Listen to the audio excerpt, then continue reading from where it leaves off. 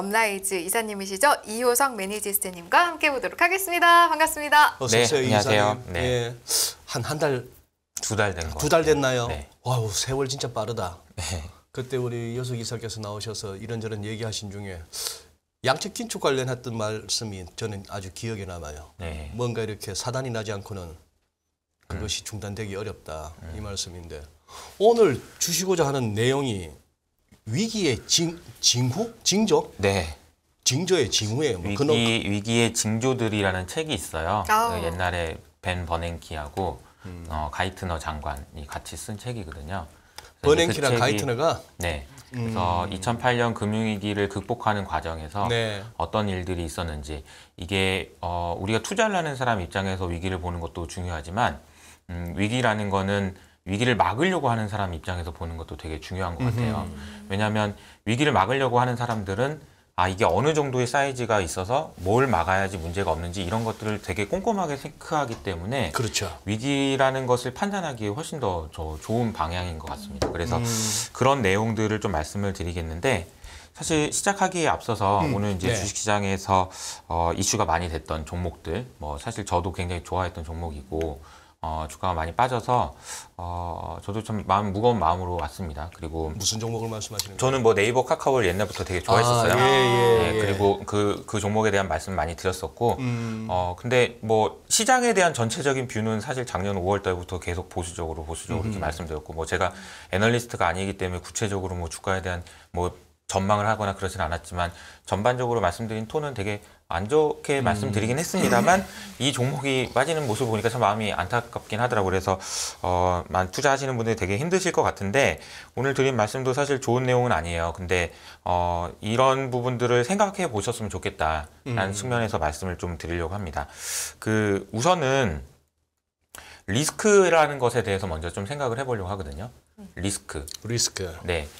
자료를 이제 제가 뭐 중요한 멘트 중심으로 말씀을 드려보려고 하는데요. 네, 오늘 아쉽게도 이효석 이사가 우리 보여주는 이 자료들이 오늘은 저희 자료실에 업로드 되지는 않았습니다. 그냥 화면으로 이렇게 뭐 업로드할 만큼의 자료는 아니에요. 그냥 뭐 중요한 이벤트 중심으로 말씀드릴 건데 일단은 리스크가 위험한 거잖아요. 그렇죠. 그러면 위험이라는 단어를 생각했을 때 가장 먼저 떠오르는 영어 단어는 danger라는 단어일 겁니다. 그렇죠. 단 거.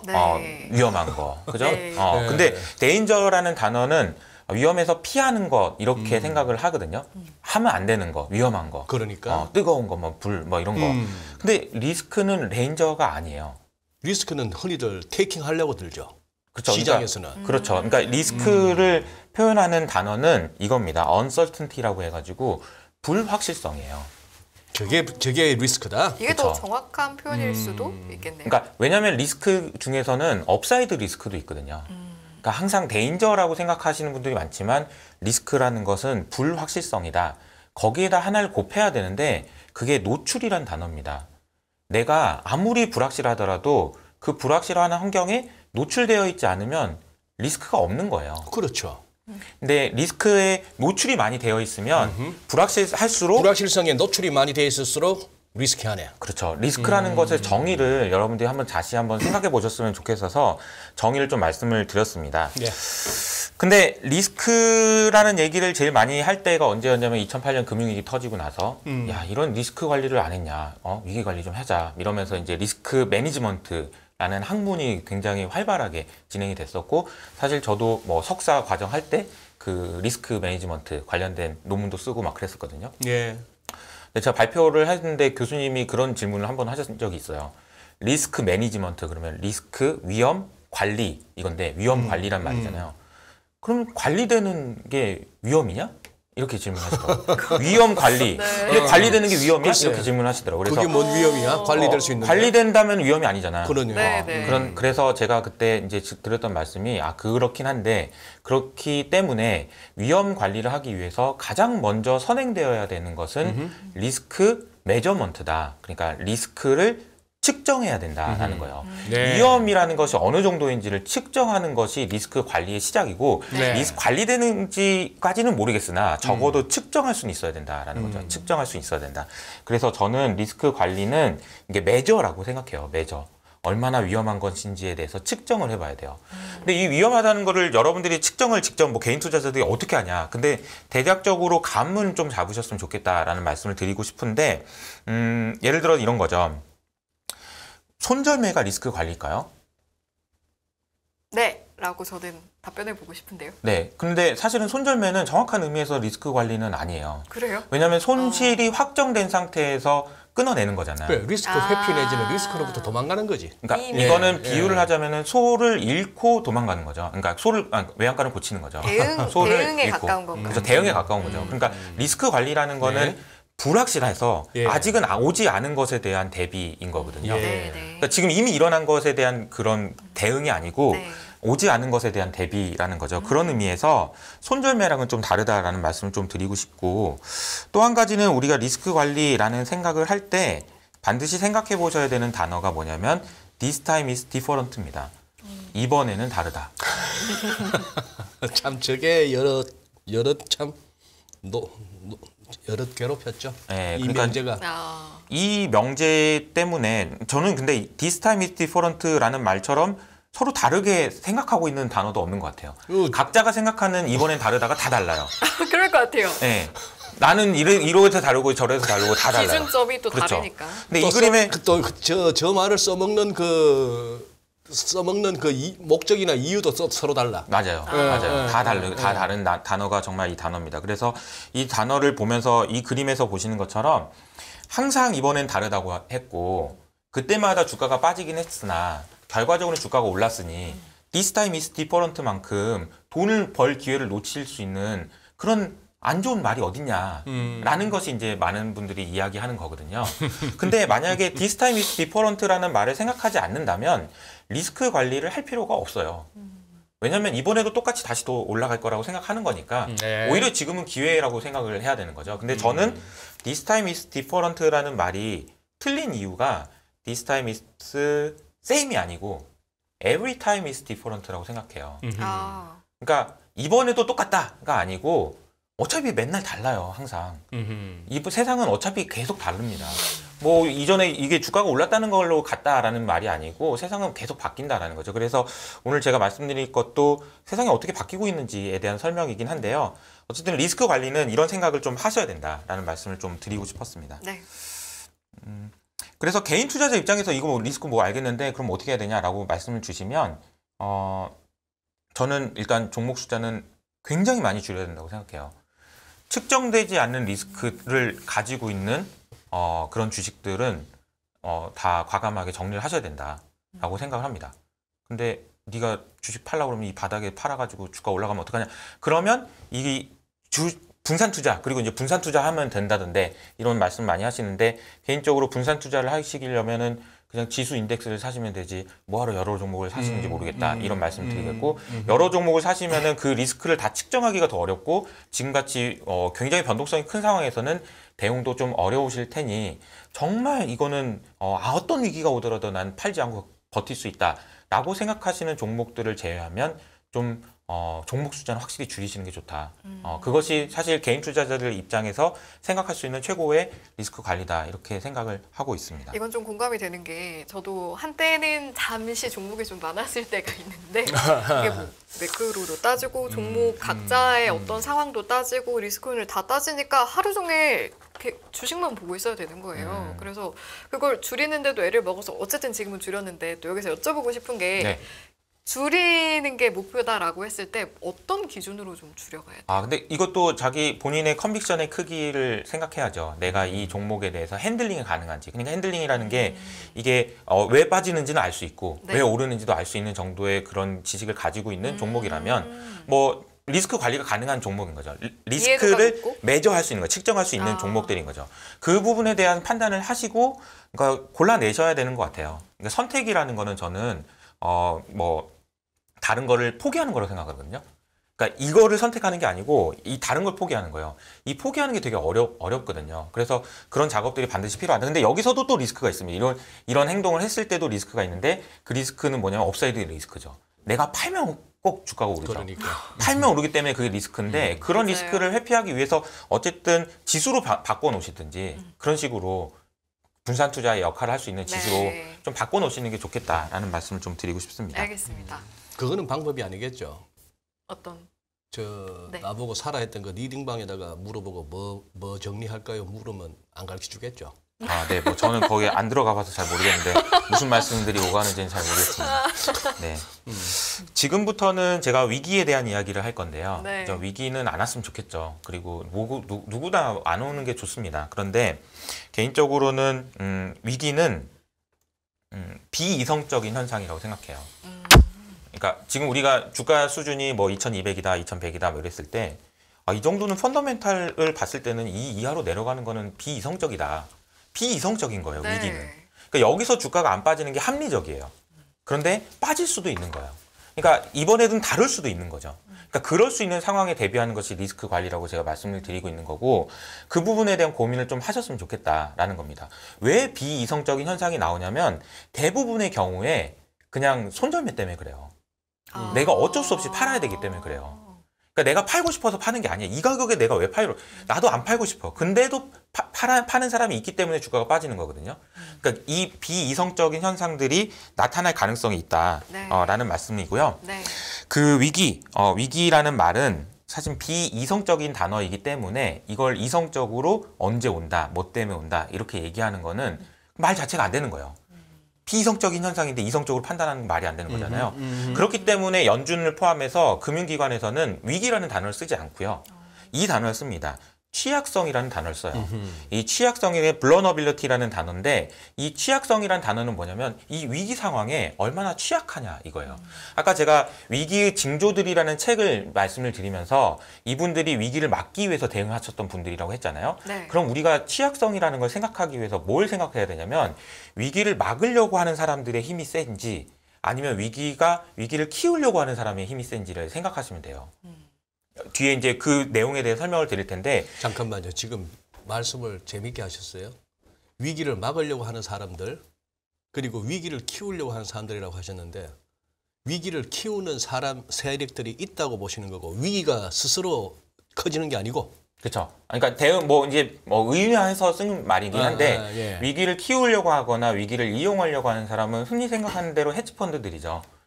뭐 채권 자경단이라는 말이 요즘에 또 나오긴 하는데 네. 이제 위기를 키우려고 하는 사람입니다. 그런데 우리도 위기를 키우는 사람들이에요. 일반 투자자들도. 헤지펀드들은 탐욕이고요. 일반 투자자들은 공포입니다. 헤지펀드들의 탐욕과 일반 투자자들의 공포가 위기를 키우는 사람들이에요. 위기를 키우는 요인은 이 두 가지라는 거죠. 위기를 막으려고 하는 거는 정부와 연준이에요. 이들의 힘이 얼마나 센지 이 사람들의 그 위기와 공포심과 탐욕을 잠재울 수 만큼 힘이 센지 이걸 보는 거예요. 이게 취약성이라는 거죠. 이게 한쪽으로 힘이 몰리게 되면 취약성이 더 커진다 이렇게 볼 수 있다는 거죠. 자, 그러면 취약성이라는 단어를 설명하기 위해서 또 중요한 단어가 있는데요. 그 단어는 유동성이라는 단어입니다. 유동성이요? 네. 유동성이 좋은 거 그리고 유동성이 안 좋은 거 이렇게 설명을 한다면 유동성이 안 좋은 거는 우리가 죄송하지만 부동산 얘기를 하면 유동성이 안 좋은 거예요. 안 좋은 자산이에요. 비유동성 자산이라고 합니다. 유동성이 좋은 자산이 주식이에요. 주식은 삼성전자가 뭐 주가가 빠지고 안 빠지고 떠나서 팔 수는 있어요. 그런데 부동산 같은 경우 호가가 너무 벌어져 있는 경우라면 유동성이 없는 거예요. 그러니까 우리가 호가 차이를 통해서 유동성이 좋은지 안 좋은지를 보고 있습니다. 최근에 시장에서 유동성이 매우 안 좋아졌어요. 특히나 채권 시장에서 영국도 이따 말씀드리긴 하겠지만 유동성이 정말 심각한 수준입니다. 그리고 일본도 마찬가지고요. 그래서 우려의 목소리가 굉장히 커지고 있는데 유동성이 왜 취약성을 측정할 수 있는 지표냐 이걸 설명을 드리겠는데요. 여기서 이제 한번 짚고 넘어가야 되는 게 우리가 흔히 하는 말로 M1, M2 이런 식의 유동성 지표라고 하는 돈이 얼마나 풀렸나 할 때 그 유동성, 돈 많을 때 유동성 장세라고 했지만 지금 우리 이효석 이사께서 말씀하시는 저 유동성의 리퀴디티는 내가 팔고 싶을 때 팔릴 수 있느냐? 그렇죠. 사고 싶을 때 매물이 있느냐? 그렇죠. 그 유동성이에요. 맞아요. 그래서 우리가 이 호가의 갭을 보기도 하고요. 그리고 호가에 얼마나 많이 매물이 있는지를 보기도 합니다. 이런 것을 통해서 유동성을 확인하는데 그것이 취약성을 결정하는 중요한 지표다. 2008년으로 다시 돌아가서 2008년에 잠깐만, 우리 이런 이야기로 방송을 하나 하시는 분들도 계시니까 잠시 종목 하나 찍고 갈까요? 뭐 이런 이야기는 좀 방송하기에는 적절하지 않은가 봐요. 요즘 뭐 정권 방송 무조건 종목 하나는 찍어줘야 되는 것 같아. 뭐가 요새 눈에 들어서요? 이 빠지는 장에서도. 갑자기 종목이요? 네. 아니 채팅창에서 네. 이런 거 갖고 뭐 방송을 하고 있냐 이런 분들이 몇 분 계셔가지고 네네네. 이 주식 방송 이런 게 아닌 거야. 네네네. 찍어줘야 돼. 네네네. 요즘 뭘 눈에 제가 마지막에 말씀드리겠습니다. 제가 지금도 흥행을 엄청 알아. 흥행을 제가 알아. 지금도 엄청 저평가되어 있다고 생각하는 자산이 하나 있어요. 그래요? 네. 마지막에 얘기해 주실 거죠? 네, 마지막에 오케이. 마지막 장에 표에 있습니다. 이 그림은 2008년 금융위기 당시 네. 상황을 좀 제가 표시해 놓은 건데요. 은행이 가지고 있는 유동성 자산의 비중입니다. 그러니까 쉽게 팔 수 있는 자산들의 비중이에요. 보시면 2008년에 따라가 보시면 한 5% 정도 돼요. 그죠? 네. 5% 정도. 네. 잠깐만 어디? 여기 이 그림이 보이시나요? 이게 화살표가? 그림 저 여기, 빨간색 여기요. 네. 네모 박스친데 네모. 네, 여기로 가면은 5%입니다. 5%. 유동성 자산의 비중이 5%에 불과했대. 2008년에 그렇죠. 저 유동성 자산이라는 것이 팔고 싶을 때 얼마든 언제든 팔 수 있는 그런 자산. 그렇죠. 그러니까 이제 비유동성 자산을 엄청나게 많이 들고 있었던 거죠. 그러네요. 그러니까 은행이 문제가 생겨서 돈을 빼줘야 되는데 팔라고 보니까 팔 수 있는 게 없는 거예요, 당장. 이래서 은행이 무너지면서 CT가 뭐 1달러까지 빠지고 이런 일들이 발생했던 거죠. 네. 근데 지금은 어떤지 보시면은 30%가 넘어갔습니다. 저래도 뭐 은행 안 망하는데 저 정도. 은행이 문제가 아니라는 걸 제가 말씀드리고 싶은 거예요. 네. 은행은 이번에 문제가 아니에요. 2008년 위기 이후로 은행에서 문제가 없었어요. 그렇죠. 아니 문제가 안 되도록 규제를 꼼꼼하게 했기 때문에 은행 때문에 문제가 된다라는 얘기는 안 나올 거예요. 대신에 이걸 누가 가져갔을 거 아닙니까? 비유동성을 더 많이 들고 있게 된 데들이 있을 거 아닙니까? 네. 그 그렇죠. 거기가 위기가 대상이 될 수 있다는 겁니다. 누가 들고 있어요? 누가 들고 있을까요? 은행이 들고 있던 비유동성 자산을 갖다가 누가 들고 있을까? 펀드가 들고 있습니다. 펀드. 네, 연금을 포함한 펀드들이 들고 있습니다. 잘 보시면 이 그림인데요. 이 그림은 2008년부터 급격하게 증가한 그림인데 이제 예를 들어서 이제 회사채인데요. 은행이 아닌 곳인 거죠. 펀드에서 이런 자산들을 계속 더 많이 들고 있다라는 네. 얘기입니다. 근데 이렇게 된 이유들이 뭐 여러 가지 있겠지만 실제로 개방형 펀드라는 게 있어요. 개방형 펀드라는 건 뭐냐면은 내가 회사에 가가지고 환매해 주세요. 그럼 바로 다음날 돈을 주도록 되어 있는 개방형 펀드입니다. 이 개방형 펀드에서는 환매에 대응하기 위해서는 반드시 유동성 자산만 가지고 있어야 돼요. 그렇겠죠? 돈을 환매해달라고 그러면 바로 빼줘야 되잖아요. 바로 빼줘야 네. 되니까. 그런데 이 자산의 규모가 얼마나 늘었는지를 보시면 글로벌 금융위기 이후로 개방형 펀드의 자산은 4배나 올랐습니다. 이게 10조 달러였는데 지금 40조 달러예요. 규모가 어마어마하게 커졌다는 거죠. 근데 여기서 비유동성 자산을 들고 있습니다. 그러니까 이 말이 되게 중요한 포인트예요. 네. 내가 환매를 하러 갔는데 환매가 안 되는 경우가 생길 수 있다는 거예요. 개방형 펀드라며 환매 안 되면 안 되지. 그러니까요. 그래서 이제 제가 아까 말씀드렸던 비유동성 자산을 은행이 들고 있어서 금융위기가 왔는데 이게 규제를 하도 은행을 하니까 이 은행에서 하던 역할을 비은행권에서 많이 했다는 거죠. 그러네요. 자, 그래서 이걸 보면은 취약성이라는 것을 왜 유동성 것으로 표현하는지를 알려드리는데요. 네. 가장 취약한, 유동성이 약한 애들은 위기가 오면은 이런 식으로 빠집니다. 코로나 위기 당시고요. 이런 식으로 빠지고 유동성이 있는 자산은 안 빠져요. 덜 빠집니다. 네네. 유동성이 그렇지. 없는 거는 한 방에 그냥 빠진다는 거예요. 한 방에. 확연히 차이가 나네요. 네, 이게 이제 얼마 전에 나온 IMF의 보고서고요. 네. 그래서 사실 2008년 금융위기 이후로 금융기관에서 했던 일은 뭐냐면 아까 리스크 관리 말씀드렸잖아요. 리스크 관리 어떻게 할 거냐? 분산 투자해라 이렇게 써요. 그리고 분산 투자라는 걸 뭘로 하냐? 대체 자산에 투자해라. 그래서 우리나라의 연기금을 포함한 전 세계에 있는 모든 연기금들이 다 대체 투자를 했습니다. 대체 투자를. 그게 전부 다 들은 지 한 10년은 넘은 것 같다. 딱 10년 됐어요. 2008년 금융위기부터 시작됐습니다. 그때 주식하고 채권만 있으니까 문제다. 그러면 대체 자산을 투자하자. 주식 채권 외에 대체할 만한 게 뭐가 있는 거예요? 여기다 표현해놨는데 예를 들어서 헤지 펀드, 그리고 이제 콜렉터블 펀드, 그러니까 전환사채, 부동산, 그리고 이제 뭐 커머더티 뭐 이런 상품들이죠. 근데 이제 이 중에서 뭐 커머더티는 유동성이 있다고 할지 모르겠지만 뭐 예를 들어서 우리가 지금 우리에게도 잘 알려져 있는 전환사채에 대한 이야기를 좀 해보겠습니다. 전환사채는 혹시 승희 씨 무슨 내용인지 아시나요? 모르겠어요. 전환사채. 전환사채가 대표적인 그 메자닌 펀드에 들어가 있는 그런 네. 전환사채인데 이거는 뭐냐면은 회사에다가 대출을 해주는 개념이에요. 채권입니다. 근데 이거를 나중에 주식으로 바꿀 수도 있어요. 그래서 전환사채라고 얘기를 합니다. 돈을 빌려주고? 컨버터블 본드라고 얘기를 하죠. 근데 이게 굉장히 좀 그 대출이면서도 대출이 아닌 것 같으면서도 약간 모호해요. 그래서 메자닌이라고 해서 그 중간에 있다라고 표현을 하거든요. 네. 그 기업이 돈을 빌리는 방법 두 가지가 있는데요. 첫 번째 방법은 은행에서 빌리는 방법이고요. 네. 두 번째 방법은 시장에서 빌리는 방법입니다. 시장에서. 회사채를 회사채. 발행해서 아. 나 회사채 발행할 건데 나한테 돈 좀 빌려줘요라는 게 회사채 발행이고요. 네, 네. 그것은 시장에서 빌리는 겁니다. 이 두 개가 완전히 다른 개념이에요. 책에서 말하는 이제 직접금융, 간접금융, 그렇죠. 은행 가서 빌리면은 간접금융, 증시에서 회사채나 주식 같은 거 이런 걸로 찍어서 돈을 만들면은 직접금융. 어쨌거나 뭐가 완전히 다른 거냐면요. 이 리스크를 관리한 주체가 달라요. 이게 무슨 얘기냐면 은행이 스스로 위험한 건지 아닌지를 체크해가지고 위험 관리를 합니다. 위험 관리를 은행이. 그렇죠. 그러니까 돈 떼어먹을 놈 같은데 안 돼. 얘 빌려주지 마. 라고 얘기합니다. 심지어 제가 이제 은행에서 처음 직장 생활을 했기 때문에 은행에서 진짜 일을 안 하시는 처음 은행에서 시작하셨어요? 네네. 그래서 은행에서 정말 일을 안 하시는 분들이 꼭 지점마다 한 분씩 계세요. 그분들의 이제 히스토리를 좀 보면 이런 사례가 있습니다. 어때요? 그 대출을 했는데 네네. 본인의 잘못에 의해서 뭐 서류를 하나 안 받았다든지 이런 일 때문에 부실이 난 거예요. 그러면 그 부실에 대해서 일부 그 직원에 대해서 책임을 물어요. 어떤 방식으로? 돈을 내게 해요. 아하. 그 부실난 대출의 일부를 저런. 그 사람이 갚아야 돼요. 은행에. 저런. 그러니까 그런 일을 한번 경험하시면 이분은 최대한 일을 안 하기 위해서 노력하시는 분이 됩니다. 어지간하면 대출 안 주지. 네, 그렇죠. 아, 그렇겠네요. 그런 정도의 리스크가 있고 하기 때문에 대출을 해주는 사람들도 가급적이면 안 해주려고 하는 게 리스크 관리예요. 그 자체로. 그러나 시장에서는 어떻게 되는지 말씀드려볼게요.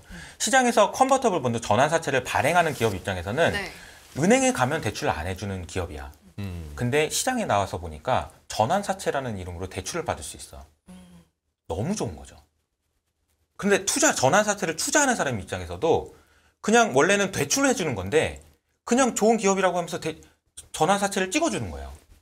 이 과정이 지금 2008년 위기 이후로 계속해서 반복됐습니다. 우리나라도 계속 커지기만 했지 전혀 줄어들지 않았어요. 문제는 이게 키울 수 있는 기제는 있지만 막을 수 있는 기제는 없어요. 리스크 관리를 해야 되는 이유가 없는 거예요. 계속 커졌습니다. 계속. 그래서 아마 이 돈들이 어디에 얼만큼 나가 있는지 그러니까 안 갔어야 되는 기업들의 대출이 되어 있을 가능성이 매우 높다라는 거죠. 일단 그러니까 리스크 관리 자체가 좀 어려운 범위에 들어갔다라는 그쵸. 말씀이실까요? 그래서 이게 이제 나중에 이게 대표적인 비유동성 자산입니다. 왜냐하면 컨버터블 본드이지만 전환사채 그래서 주식으로 바꿀 수 있지만 대출이에요. 만약에 여러분들이 투자하는 펀드가 있어요. 근데 이 펀드가 전환사채에 투자를 했어. 환매를 한다고 그러면 환매를 대응할 수 있을까요? 안 돼요. 왜냐하면 여기는 CB 대출이기 때문에 그 회사에 가서 대출을 상환하라고 그래야 되거든. 상환할 돈이 어딨어. 이런 경우가 있단 말이에요. 네. 그러니까 이런 경우에 미스매치가 생기면서 위기가 발생한다 이런 얘기거든요. 근데 이런 문제가 생겨서 발생한다는 얘기가 아니고 어제 지금 저 전환사채 문제는 우리나라뿐만 아니고 글로벌한 현상이죠. 맞습니다. 네. 그러니 어떻게 보면은 전환사채라는 걸 발행해서 돈은 일단 땡겨 놨는데 이제 보니 대충 껍데기밖에 없고 그런 와중에 전환사채를 많이 들고 있는 사람은 어떻게 하든 스토리 만들어 가지고 후다닥 주가 한번 부마에 띄워서 빨리 그 전환사채의 컨버터블 본드니까 그 본드를 갖다가 주식으로 전환 컨버트 시켜서 후다닥 털어먹고 나와야 되는데 그 전에 지금 장이 빠진 거예요. 주식으로 전환되면 상관없어요. 근데 이제 주식으로 전환되지 않은 그런 주식으로 전환되지 않은 것들은 지금 이제 그렇죠. 이게 맞아. 그게 아까 말씀하신 그 유동성의 미스매치입니다. 은행들의 유동성 자산 비율이 2008년 금융위기 때는 굉장히 적었으나 지금은 그때 대비 높아졌다. 그렇다면 그 유동성 낮은 걸 어디가 있었네 했더니 저런 데 다 숨어 있네. 다 숨어 있는 거죠. 그리고 네. 제가 뭐 아침에 소장님한테도 한 번씩 보내드리는데 제가 아침마다 외신을 다 봐요. 외신을 정리하면서 보면 그 최근에 5분짜리 그거 몇 시간 동안 10분짜리 10분짜리 그거 얼마 동안 해서 만들어요? 한 3시간 정도. 저는 그 자주 맞아. 봐요. 네. 참 어쨌거나 그러니까 저희 같이 만들어주는 열심히 분이 하시는 모습. 4시에 일어나가지고 새벽에. 외신을 다 정리하고 제가 이제 5시에 일어나서 이제 좀 스토리를 만들어서 이렇게 네. 말씀을 드리는데요. 최근에 보면은 대출, 그러니까 펀드의 상환을 금지한다. 라는 뉴스가 많이 나와요. 월가에서 네, 그러니까 그 유럽 지역에서 이 그림인데요. 네. UK 그러니까 이제 부동산 펀드의 인출을 제한한다라는 소식이 어제 나왔습니다. 어디서? 저 파이낸셜 타임즈 뉴스네. 네, 영국 영국 부동산 펀드. 영국 부동산 펀드에서 리미트 withdrawals 상환을 갖다가 제한한다. 우리 이효석 이사께서는 얼마나 경험하셨는지 모르겠는데 저는 저런 거 볼 때마다 소름이 돋는 게 일단 적어도 로이터나 파이낸셜 타임스, 월스트리트저널 같은 데서 저런 류의 기사 나오잖아요. 곱게 끝난 적이 없어. 네, 예. 그 무슨 법적으로 뭐 저럴 수가 있나? 글쎄요. 내 돈 내가 찾겠다는데. 글쎄요. 이제 잘 생각해 보시면 뭐 법적으로가 아니고 지금 이번에 영국에 사태가 났을 때 영란은행이 갑자기 국채를 사는 거는 뭐 가능한가요? 생각해 보면 네, 뭐 말도 안 되는 일들이 지금 계속 일어날 건데요. 네. 이런 거죠. 아까 말씀드렸던 유동성으로 다시 한번 설명을 드리면 네. 어떤 펀드가 있는데 그 펀드에서 돈을 찾으려고 갔더니 이 펀드는 돈을 줄 수가 없는 거예요. 부동산을 사놨는데 어떻게 팔아서 줘요. 그러니까 이런 문제가 있다라는 거예요. 그러니까 아예 그 인출을 제한한다라는 소식이 나오고 있는 겁니다. 근데 이게 인출을 제한한다고 해서 해결될 문제가 아니잖아요. 아니죠. 네. 연금 이야기를 이제 할 건데요. 네. 자, 그러면 지금 아까 말씀드렸던 펀드 중에는 연금도 포함됩니다. 우리나라 국민연금을 포함한 전 세계의 연금들이 2008년 금융위기 이후로 대체 자산에 투자를 했어요. 그 대체 자산은 유동성이 없는 자산입니다. 국민연금이 지금까지 손실이 7월달 기준으로 7월달에 주가가 좀 올랐잖아요. 네. 그래서 7월달 기준으로 45조 원입니다. 올해 손실이. 금년 들어서 네. 네. 이게 보시면 1988년 이후로 누적 수익금이 480조 원이니까 한 10분의 1 정도? 그 정도인 그러네요. 거죠. 근데 이 그림에 약간 트릭이 있는데 네. 오른쪽에 끝에 보시면 약간 물결 표시로 이게 아. 그렇게 크지 않은 것처럼 손실이 이렇게 되어 있지만 제가 그래서 이걸 사이즈를 맞춰봤더니 이 정도 되는 것 같더라고요.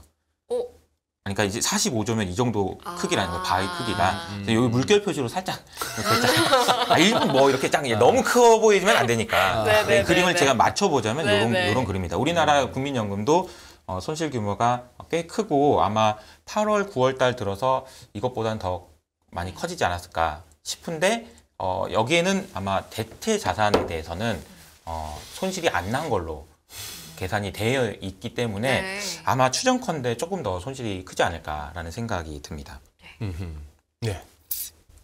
제가 이분 소개를 자주 드리는 편인데 이 마크 칸이라는 사람이고요. 캐나다 출신의 영란은행 총재. 지난번에도 제가 한번 이분 얘기를 했었던 것 같아요. 네. 이분이 쓴 지금 영란은행이 아니고 전. 그렇죠. 네. 이분이 쓴 책에 보면은 뭐 이제 여러 가지 이야기가 나오는데 첫 구절에 영란은행에 출근하는 장면을 묘사해요. 그래서 뭐 굉장히 뭐 멋있나 봐요. 딱 들어가면 압도되나 봐요.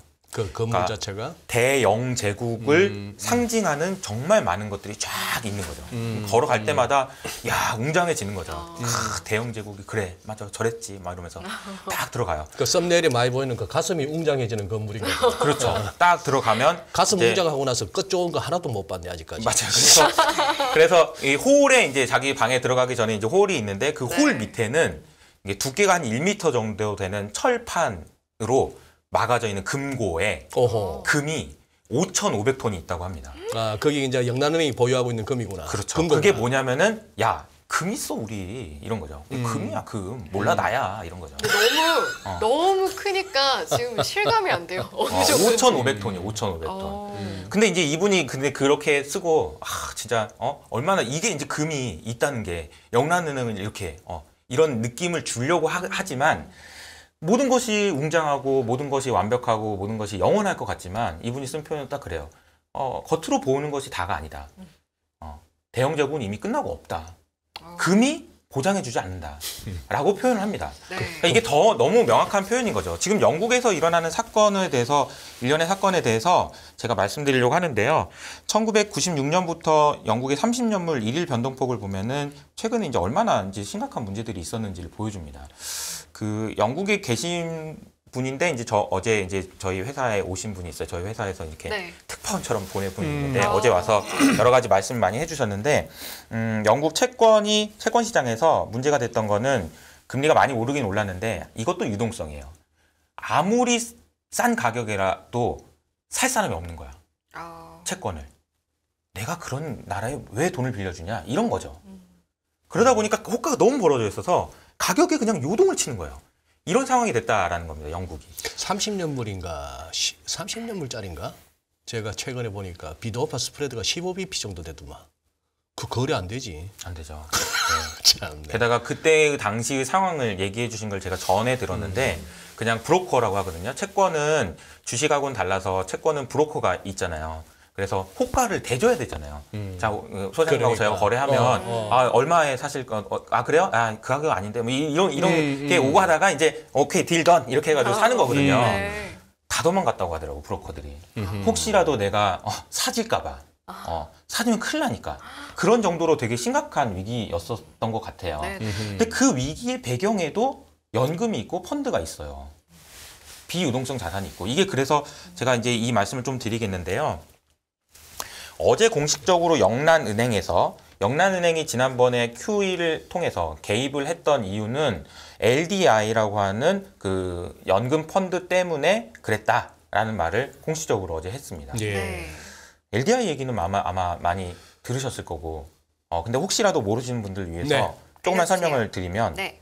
부채에 맞춰서 투자하는 거예요. 응? 부채에 맞춰서 liability driven investment라고 해서 부채에 맞춰서 투자하는 거를 LDI라고 하는데요. 그러니까 연금에서 이제 쓰는 펀드의 목적입니다. 근데 그 역사까지 말씀드리긴 좀 그렇고 쉽게 말하면 이런 겁니다. 연금을 제가 운영하고 있는 사람이라고 해보면 30년 후, 40년 후, 50년 후에 줘야 될 돈들이 있잖아요. 네. 그게 부채인 거죠. 줘야 될 돈이니까. 그 줘야 될 돈을 맞추기 위해서 내가 투자를 해야 되는 거예요. 근데 이러면 듀레이션이 되게 길어요. 네. 먼 미래에 돈을 줘야 되잖아요. 그러니까 장기물 채권을 막 사야 돼요. 장기 채권. 예를 들어 30년 만기 채권을 사야 되는 거예요. 그래야 이때 돈을 줄 수 있잖아요. 현금 이름이 그때까지 나와야 되니까. 장기 채권을 살려고 보니까 연금에 생각보다 돈이 많이 안 들어와. 그리고 뭘 굳이 그렇게 채권을 사냐. 금리도 낮은데. 파생상품으로 해라 그냥. 라고 이제 골드만삭스를 포함한 이런 그 아이비들이 이제 투자자들한테 이제 꼬시러 온 거죠. 예. 그리고 정부에서도 일부 허용을 해줬고요. 근데 예를 들자면 이런 펀드인 거예요. 본드 포워드 뭐 이런 식으로 하면 쉽게 설명드리면 이런 겁니다. 지금 2022년인데 어차피 30년이니까 한 10년 있다가 20년물 채권을 사는 걸로 계약하자. 이런 식의 계약이에요. 파생상품으로. 네. 근데 레버리지도 많이 일으키지만 그런 식으로 계약을 하게 되면 일단 좋은 점은 돈이 안 들어요. 그죠? 예. 그렇겠네요. 채권을 사는 게 아니고 계약만 하는 거니까. 네. 그리고 레버리지가 많이 일으켜지죠. 근데 이게 좋은 건 뭐냐면은 금리가 낮은 상황에서는 문제가 없어요.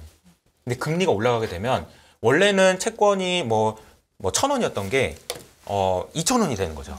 사기로 하자 10년 후에 라는 계약이 갑자기 망가지기 시작하면서 마진콜이 발생한다는 건데 네. 이 기사의 내용에 보면 어떤 내용이 나오냐면요. LDI 펀드 매니저 중에서는 이렇게 호소하는 사람도 있었다라고 전원이 나오거든요. 네. 무슨 표현이 나오냐면은 우리가 부채, 그러니까 나 앞으로 더 줘야 될 돈들이 쭉 있을 거 아닙니까? 그걸 다 계산해 놨을 거예요. 이거를 맞추기 위해서 운용을 해야 되는 자산이 한마디로 마이너스 갈 뻔했다.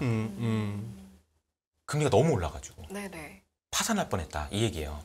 그런 얘기를 전에 듣고 영란은행에서 긴박하게 아이고 이거 어떻게 해야 되나 그러면서 사준 거예요.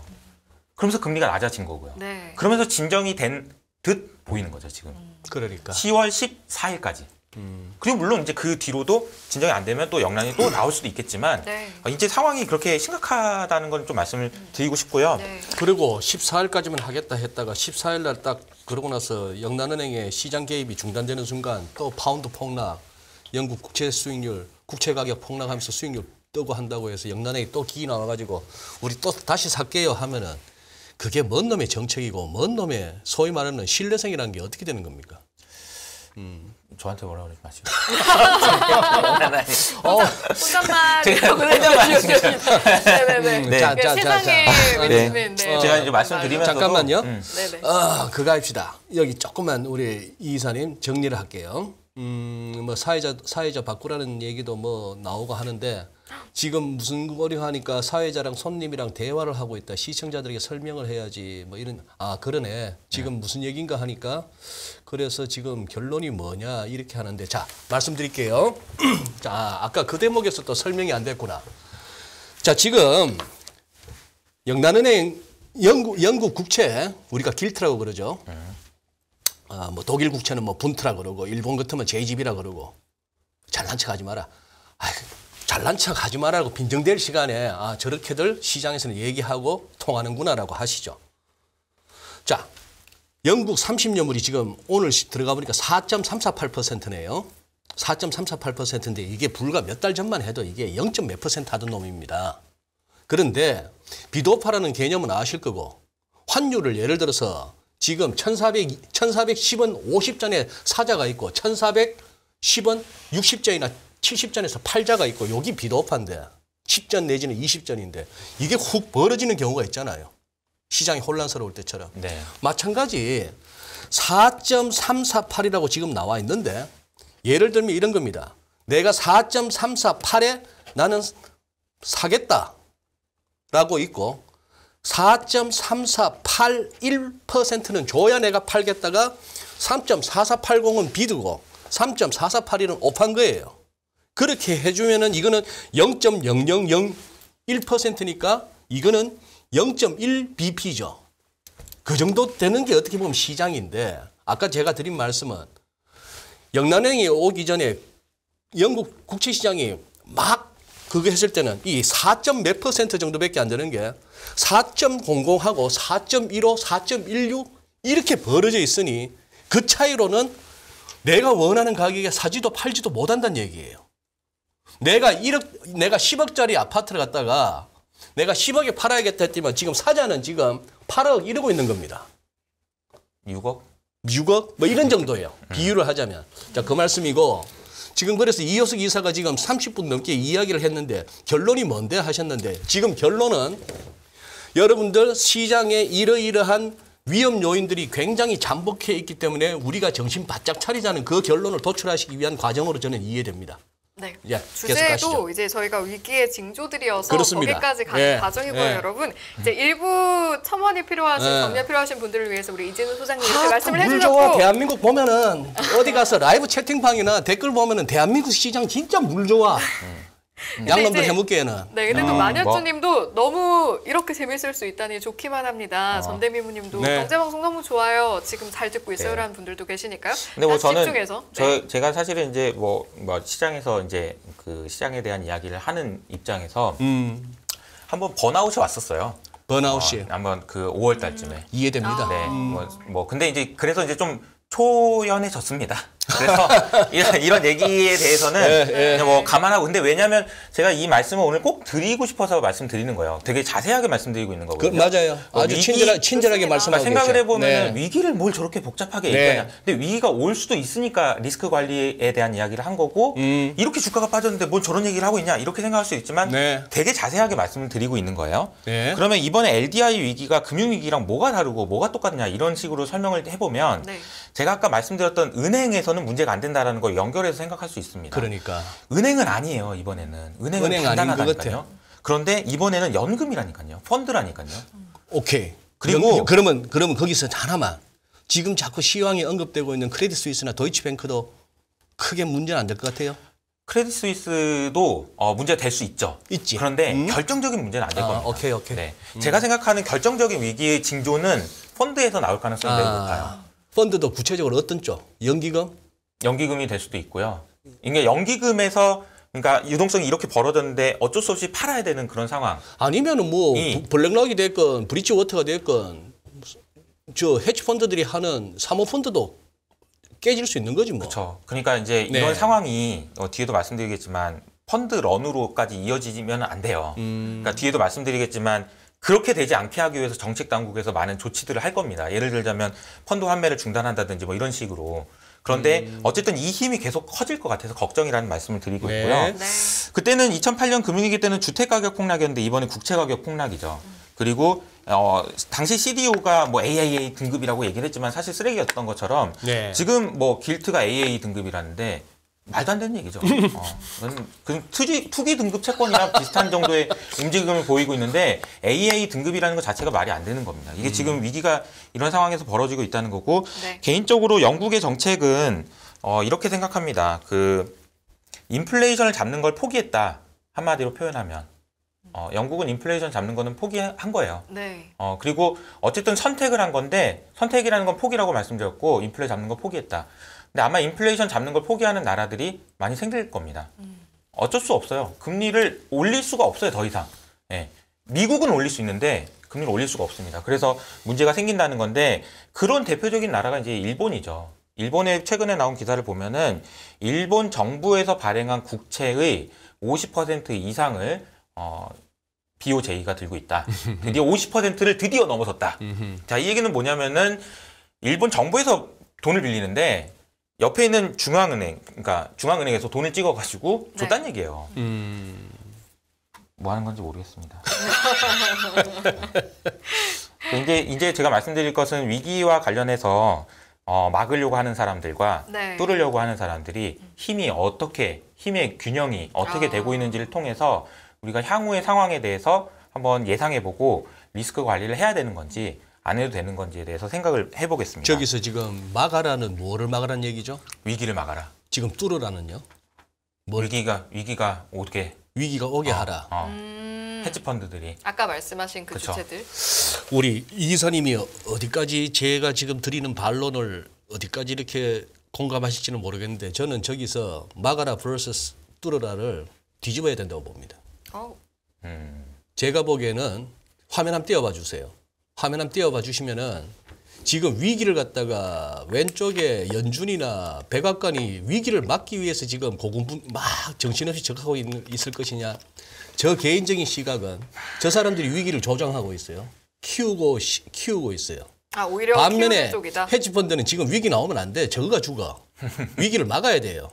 저는 오히려 그런 시각도 가질 수 있다라고 한번 반론을 한번 제기하고 갑니다. 오케이. 자, 일단 우리 한 49% 정도 동의합니다. 많이 동의합니다. 많이 동의하죠. 네, 오케이. 많이 동의합니다. 오케이. 저희가 이제 QE 그러니까 돈 풀기에 자격증이 필요하다. QE도 자격증이 필요하다. QE 뭐 그렇지. 자격증, 그렇죠. 보면은 기축통화 이렇게 생각을 많이 하시지만 그게 아니고 QE의 자격증은 저물가입니다. 네. 돈을 풀 수 있으려면 돈을 풀어도 인플레가 안 와야지 돈을 풀 수 있어요. 그러니까 이게 아까 막으려고 하는 그러니까 연준과 정부의 힘이라고 볼 수 있습니다. 네. 네. 저물가였을 때는 문제가 생겼을 때 돈을 풀어가지고 해결할 수 있는 수단이 돼요. QE라는 것이. 네. 그런데 지금은 물가가 높기 때문에 돈을 더 푸는 것이 굉장히 제한적이라는 거죠. 물가가 지금 피크아웃 했는데 무슨 소리야. 근데 그게 아니고 여전히 물가는 목표했던 숫자보다 훨씬 높은 수준이기 때문에 과감하게 QE를 통해서 정책 대응을 하기가 어렵다라는 거예요. 다만 지금 현재 상황에서 보면 미국의 연준은 QT를 세게 한다라고 얘기를 해놨잖아요. 사실 하나도 못하고 있습니다. 내용을 아시겠지만. 네. 그래서 세게 한다고 얘기를 해놓은 건데 안 할게 정도로 해가지고 완화적인 모습을 보여줄 수는 있어요. 그런데 그게 다는 아니라는 거죠. 그래서 제가 말씀드리고 싶은 거는 이쪽의 힘, 그러니까 이쪽의 힘은 물가가 높은 상황에서는 굉장히 약하다라는 말씀을 좀 드리고 싶습니다. 네네. 최근에 디글로벌라이제이션, 탈세계화 이런 말씀 많이 들어보셨을 텐데 탈세계화가 시작된 시점이 최근이 아니고요. 2008년이에요. 2008년이요? 네. 저는 왠지 트럼프 전 대통령 약간 전후? 한 정도로 2016년, 생각했었는데. 17년 네네네. 그 무렵? 그렇죠. 그때쯤이었을 것 같기도 하고 뭐 최근에 많이 느낌상. 나오니까 요즘부터 네, 그러나 네. 이렇게 생각하실 수 있는데 디글로벌라이제이션, 다시 다른 표현으로는 로컬라이제이션, 지역화 이런 네. 거는 2008년부터 시작된 겁니다. 이거를 설명을 드리려면은 그러면 세계화라는 걸 수치화하려면 어떻게 해야 돼요? 어떻게 하면 세계화가 되는 거고 어떻게 하면 세계화가 안 되는 거예요? 무역 무역 관련한 뭔가 수치가 아닐까요? 아 중요한 역시 좋습니다. 제가 계산한 건 아니고요. 네. 미국의 그 싱크탱크라고 하는 피터슨 경제연구소에서 나온 그림인데요. 이분이 어떻게 하냐면 승희 씨가 얘기한 거랑 똑같아요. 무역량, 수출 전 세계의 수출량과 수입량을 분자로 놓고 GDP를 분모해 놓은 거예요. 아하. 그러면 좋네. 이 값이 올라가면 올라갈수록 이거는 무역을 해가지고 성장을 한 거구나라는 게 되는 거고 이 값이 내려가면 디글로벌라이전 세계화가 안 되는구나 이렇게 생각할 수 있습니다. 아주 되게 좋은 아이디어죠. 직관적으로 딱 오네요. 직관적으로 딱 옵니다. 근데 이 X축이 뭐냐면은 1870년부터예요. 그러니까 굉장히 오랫동안 장기 시계를 가지고 온 거예요. 19세기부터? 네, 1870년부터요. 그러니까 1970이 아니고. 미국의 싱크탱크답죠. 보면은 1단계, 2단계, 3단계 있잖아요. 처음에 올라가는 구간에서 빨간색으로 바뀌는 지점이 언제냐면 1915년입니다. 네. 1차 세계대전이 터졌을 때. 그러니까 첫 번째 빨간색은 세계대전 기간이에요. 네. 그러니까 당연히 디글로벌라이제이션 됐겠죠. 물건을 만들고 뭐 이런 게 무역하고 이런 게 없었겠죠. 그랬겠네요. 그리고 그 이후로 약 70년 동안 계속해서 증가합니다. 그러니까 이 구간을 우리가 이제 팍스 아메리카나의 시대라고 얘기하죠. 미국이 패권을 가져가서. 근데 과거랑 뭐가 달라졌냐면 미국은 만약 영국이 인도에서 뭔가를 물건을 가져올 때는 나 식민지 가져갈게. 그럼 뭔 돈? 됐어. 이렇게 했다면 미국은 어떻게 했냐면은 네가 만들었으니까 내가 돈 줄게. 잠깐만 내가 돈 좀 써가지고 줄게. 이런 식이었던 거예요. 그렇지. 자, 그럼 무역을 하기 위해서 필요했던 게 뭘까요? 그 전까지만 해도 해적이 많고 그래가지고 무역을 못하게 하니까 미국에서 나 경찰할게. 그러니까 군사력을 통해서 무역하지 못하게 하는데 다 이러면서 무역할 수 있는 시대를 만들었다. 그래서 브레튼 우즈 체제라는 얘기도 하고 팍스 아메리카나 시대라는 얘기도 하죠. 그래서 1945년부터 70년까지 계속 되다가 그 이후로 이제 중국이 나와서 또 그런 역할을 하다가 이런 식으로 해서 세계화가 진행이 됐는데 아주 가파르게 세계화가 진행됐네요. 저 그래프를 보면. 근데 이게 끝난 시점이 2008년이라는 게 저는 되게 흥미로운 저 훅 꺾인 게 생각해요. 처음 시장 빨간 영역의 저 첫 부분이 2008년이라고? 네. 하하. 그러니까 저는 이거를 어떻게 해석을 하냐면 물론 겉으로 드러나는 그런 거는 오바마 정부에서 리쇼어링을 해라. 이제 미국으로 뭐 공장을 옮겨라. 이런 얘기는 그때부터 나왔거든요. 그러니까 그것 때문일 수도 있지만 제가 말씀드렸던 이게 올라갔던 힘이 뭐냐. 이건 팍스 아메리카나예요. 미국의 패권이에요. 미국이 경찰 역할을 잘하고 미국이 내 거를 챙기는 게 아니고 전 세계인들이 다 너도 잘 살고 나도 잘 살게 하기 위해서 달러를 풀어주고 이런 일들을 할 수 있는 것에 대한 신뢰의 크기가 이렇게 반영된 게 아닌가. 그렇다면 2008년에 무슨 일이 있었냐. 미국에서 위기가 터졌잖아요. 예. 이때부터 패권에 대한 신뢰가 금이 간 거 아니냐. 우리가 그때 미국발 금융위기라 그랬지. 그렇죠. 세상의 미국에서 그때부터 사실은 이게 말이 되나 이런 생각을 했는데 어떻게 보면은 그때 이후로 양적 완화라는 걸 통해서 돈으로 묻혀버리니까 이런 게 잘 안 보였는데 지금 와서 보니 이렇게 된다라는 거죠. 그러네요. 그리고 또 하나 중요한 사건은 이런 거죠. 그러니까 또 하나 이거는 이 그림은 진짜 그 인사이트가 있는 그림이거든요. 일론 머스크입니까? 저 머스크가? 아니요. 그 해운사 중에 해운사 머스크. 해운사 머스크인데 테슬라에 꽂혀 있어서 이런 머스크 이러고 그렇지. 있었어요. 그 해운사 머스크는 진짜 경쟁하는 회사들 입장에서는 진짜 공포의 대상이에요. 왜냐면은 정말 무서운 그 치킨 게임을 해서 다 죽여버려요. 쟤들 저기까지 큰 데는 지금 말씀하신 저거지. 옛날에 록펠러가 쓰던 방법. 싹 죽여버리는 방법을 씁니다. 예. 근데 2020년에 아시겠지만 해운 운임이 급등하는 구간이 있었잖아요. 그러면은 다른 해운사들은 배 좀 더 만들려고 그랬다. 배 없어. 배가만 있으면 돈 더 벌 텐데 이랬단 말이에요. 머스크는 발주를 하나도 안 했습니다. 2020년에. 왜? 글로벌라이제이션 끝났어. 미국에다 공장 지으면은 물건을 왜 옮겨? 그러네. 그쵸? 이 그림을 자세히 보시면 남색 선이 뭐냐면 기존에 있었던 코로나 이전에 있었던 배의 숫자예요. 그리고 코로나 이후에 배를 주문한 건 하늘색 선입니다. 맨 위에 있는 머스크는 하늘색이 없어요. 한 대도 주문 안 했네. 네. 2등 니네들 해야든지 말든지. 2등이 회사 이름이 뭡니까? MSC라고 해가지고 중국계 해운사입니다. 네. 발주 엄청 했죠. 머스크는 무슨 생각이었을까요? 디글로벌라이제이션을 봤을 수도 있고 무역량이 앞으로 계속 늘어나진 않을 거라는 걸 봤을 수도 있습니다. 네. 그리고 또 한 가지는 미국의 상황인데요. 이건 피터 자이안이라는 분이 쓰신 자료에 나온 겁니다. 2007년에 미국으로 이제 화살표의 크기만 보시면 돼요. 미국으로 기름이 많이 들어갑니다. 예, 중동에서. 그렇죠. 근데 2013년부터 셰일 오일이 발견되고 셰일이 발견되면서 그림이 이렇게 바뀝니다. 네. 미국에서는 기름을 가져올 필요가 없어요.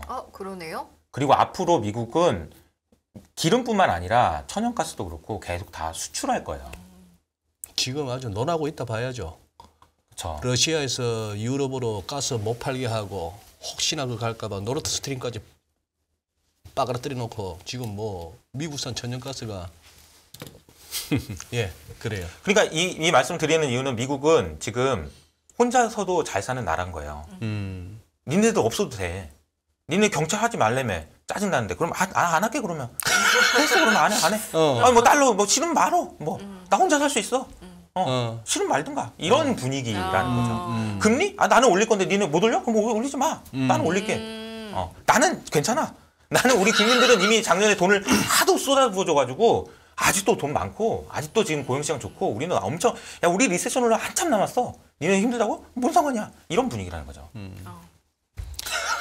다르다. 그래서 어제 WTO에서 발표한 무역량에 대한 전망치가 정말 충격적이었는데요. 네. 글로벌 무역에 대한 기본 시나리오가 2023년에 2.8% 감소할 수도 있다. 라고 봤습니다. 평균적으로 지금 원래는 3% 늘어날 거로 봤는데 이 숫자가 갑자기 낮아진 거예요. 무역량이 급감할 거다라고 본 겁니다. 아하. 이게 디글로벌라이제이션의 일종이라고 보시는 게 맞다라는 생각이고요. 마지막으로 이게 결론인데요. 네. 개인적으로 제가 앞서 말씀드린 대로 지금도 엄청 저평가되어 있는 자산이 있는 것 같다라고 말씀드렸고 네. 저의 궁금합니다. 자산 중에 상당 부분이 이 자산입니다. 물론 현금의 비중도 많지만 빅스입니다. 빅스. 변동성을 사겠다고? 네. 변동성이 가장 저평가되어 있는 것 같아요. 지금까지 50분 동안 설명하신 거는 이러저러한 위험이 지금 여기저기 잠재되어 있습니다라고 말씀하셨으니 지금 제일 싼 거는 빅스 맞네. 그 이유가 있는데요. 네. 이 그림은 주식 간 상관관계, 주식들끼리 어떻게 같이 움직이느냐를 그려주는 게 이제 남색 선이고요. 파란색 선이 이제 빅스입니다. 네, 보통은 일반적인 경우에 이제 매크로가 그냥 안정되어 있을 때는 주가가 오를 놈은 오르고 빠질 놈은 빠져요. 상관이 없어 서로 간에. 근데 매크로가 이렇게 심하게 움직이고 할 때는 오를 놈이어도 빠지고 빠질 놈이어도 빠져요. 같이 움직인단 말이에요. 네. 주식들 간에 같이 움직이는 경향이 강할수록 위험한 상황이라는 걸 의미합니다. 근데 이 간격이 원래는 비슷하게 움직이는데 빅스가 지금 아직도 30 정도 수준밖에 안 돼. 30 이하예요. 30에서 30 정도 수준이니까 제가 생각할 때는 지금 현재 상황에서 가장 저평가되는 거는 빅스라고 생각합니다. 채팅창에서 칼레이저님도 빅스 분할 매수 인정합니다. 이렇게 말씀을 해주고 계신데 그리고 이제 제가 아까 리스크 관리라고 말씀드렸는데 리스크 관리를 하는 방법은 두 가지입니다. 리스크라는 거는 위험에 노출되어 있는 정도이기 때문에 노출되어 있는 정도를 줄이는 방법이에요. 이건 현금을 확보하는 거죠. 현금을 확보해서 일부 금리를 많이 주는 채권을 사셔도 되고 이런 식으로 리스크 관리를 하실 수가 있고요. 아까 제가 이제 이 빅스를 말씀드린 거는 좀 더 적극적인 의미에서의 리스크 헤지예요. 그러니까 내가 주식이 있는데 이 주식이 빠질 수도 있잖아요. 근데 난 이 주식은 너무 계속 가지고 가고 싶어. 그러면 변동성을 사두는 거죠. 그런 식으로 헤지를 하시는 방법이 있다. 저는 그렇게 하고 있다. 뭐 다 그렇게 하시라는 얘기는 아니고 저는 그렇게 하고 있다라는 것까지 말씀을 드리겠습니다. 그래요. 오늘도 제가 느끼는 거지만 참 저는 우리 이효석 이사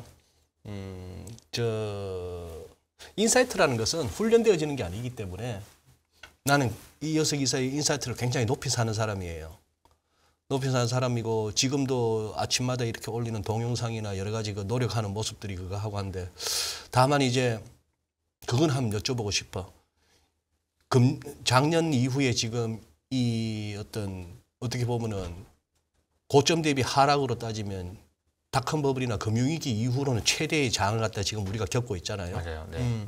이 장을 겪으면서 어떻게 보면 이효석 이사도 느낀 게 많았을 것 같은데 많죠. 그 소회를 조금만 들어봅시다.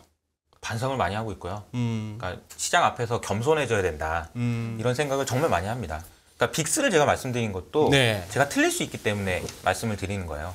그러니까 제가 위기가 안 올 수도 있지만 제가 틀리더라도 많이 빠지지 않을 것 같아요. 빅스는. 그런데 다른 자산들은 혹시라도 제가 말씀드렸던 어떤 리스크가 발현이 될 경우에는 좀 더 많이 빠질 수도 있는데 그 빠질 수 있는 상황을 제가 노출하고 싶지 않아요. 저는. 근데 이제 어떤 분들은 이럴 수 있어요. 주가가 이미 많이 빠졌기 때문에 여기서 더 빠지는 건 비이성적이다. 난 이건 견딘다. 이성적으로 결국 돌아옵니다. 문제는 이 밑에서 팔게 되는 경우가 생길 수 있기 때문에 그래요. 그래서 리스크 관리를 말씀드린 겁니다. 근데 나는 여기서도 안 팔수고 버틸 수 있다. 그럼 가지고 가시는 거죠. 혹시라도 이게 근데 왜냐하면 안 생길 수도 있으니까. 이게 생긴다는 보장이 있는 게 아니에요. 제가 아무리 뭐 말을 해도 위기가 온다라는 걸 제가 베팅하라는 얘기는 아니에요. 근데 빠질 수도 있잖아요. 근데 빠졌는데 내가 안 팔고 싶었는데 팔아야 되는 상황이 오면 안 된다라는 말씀을 드린 거죠. 그래서 안 팔고 저도 지금 좋아하는 주식이 어차피 많은 분들이 아시겠지만 그 주식 되게 좋아하는 미국 주식 하나 있어요. 테슬라 되게 좋아합니다. 그래서 테슬라는 들고 가고 싶어요. 근데 테슬라가 빠질 수도 있잖아요. 그러니까 빅스도 가지고 있는 거예요. 이렇게 말씀을 드리겠습니다. 결국에는 처음부터 끝까지 관통하는 건 리스크 관리였네요. 그렇죠. 네.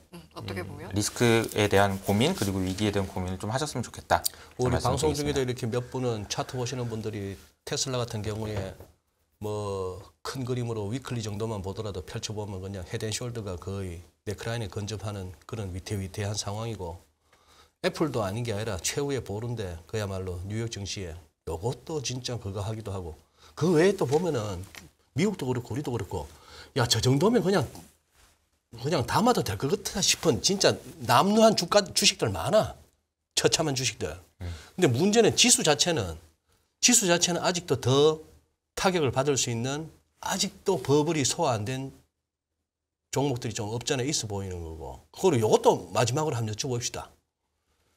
코인 시장은 이제는 보니까 19,000이나 18,000 후반 가면은 더 빠지진 않고 2만 살짝 올라오면 비트코인 기준으로 US 달러 기준으로 2만 살짝 또 올라오면 더 올라가지도 못하고 이 시장은 이제 지금 뭔가 이 동력을 모멘텀이 사라진 것 같은데 모멘텀이 없죠. 지금은 코인 시장은 완전히 겨울이고요. 겨울이고 추운 겨울 아니면 빙하기 이렇게 생각하고 있고요. 제가 이제 코인 시장을 그냥 한마디로 표현하면 이제 내러티브가 바뀔 거라고 생각해요. 내러티브가 어떻게 바뀔 거냐면은 지금은 나스닥 투자하시는 분들이 코인 투자를 많이 하시기 때문에 나스닥하고 상관관계가 되게 높아요. 근데 어느 순간에는 그게 1년이 될지 2년 후가 될지는 모르겠지만 코인은 나스닥하고는 아무 관계가 없어요. 비트코인은. 다른 코인 말고 비트코인은. 그렇지. 그래서 비트코인은 다른 원래 피아트 머니에 대한 대안으로 평가받을 가능성이 높다. 저는 이렇게 생각하고 있습니다. 영국이 저런 식으로 하고 있고 일본이 저런 식으로 하고 있고 하는 걸 보아하니 저런 화폐가 이게 뭐지? 중앙은행의 역할이 이게 뭐 하자는 거지? 이런 얘기가 나올 때 차라리 비트코인 난 거 아닌가? 라는 얘기가 나올 거라고 생각하고 이런 현상이 영국에서 이번에도 나타났어요. 영국에서 저런 식으로 나오니까 길트가 망가지고 하는 걸 보고 차라리 비트코인 난 거 아닌가라는 사람이 있을 걸로 추정되는 이유가 영국에서 거래되는 비트코인이 프리미엄에 거래됐어요. 다른 나라에 비해서. 마치 우리 김치 프리미엄이 있었던 김치 것처럼 프리미엄 다른 이유 때문인 거고 영국에서 거래된 것이 일시적으로 그런 위기가 있을 때 그런 현상도 나타났다. 근데 이게 아마 시간이 걸릴 거예요. 뭐 시간이 걸리겠지만 우리가 어글리 컨테스트라고 하잖아요. 누가 더 바보냐? 제가 보기에는 이쪽이 좀 우리 지금 영란은행을 포함한 이쪽이 좀 점점 더 어글리해지는 것 같아서 차라리 이게 이렇게 되지 않을까 저는 그렇게 생각하고 있습니다. 네. 알겠습니다. 가상 자산에 대한 소견까지 들어봤습니다. 그래요. 그래요. 오늘도 자, 이 이사님 뭐 아낌없이 또 이렇게 인사이트 여기 우리 연합인포뉴스 라이브에서 나눠주셔서 감사하고 저 자료가 우리 시청자 여러분들이 자료 못 봐서 합니다만 다시 이렇게 키워드를 갖다 이렇게 정리하신 거니까 네. 한번 일부 다시 이제 분절해서 올라가면은 아까 여러 가지 생각할 걸 던져주셨어요. 리스크는 우리가 위험하지만 그게 흔히 말하는 영어로 데인저가 아니다. 취약성이다. 취약성이다 했고 그리고 유동성의 문제다. 팔 수 있을 때 팔 수 있느냐 사고 싶을 때 살 수 있느냐 그런 부분이고 이번에 은행이 문제가 될 것 같지는 않다. 빠개진다면 딴 데서 빠개질 것 같다. 네. 뭐 그런 내용. 그런 차원에서 아직까지 빅스로 대변되는 시장의 변동성 지수는 좀 저평가되어 있는 것 같다. 뭐 그렇게 알겠습니다. 오늘도 고맙습니다. 네, 감사합니다. 네, 연휴 잘 보내시고요. 네. 네. 잘 들었습니다. 네.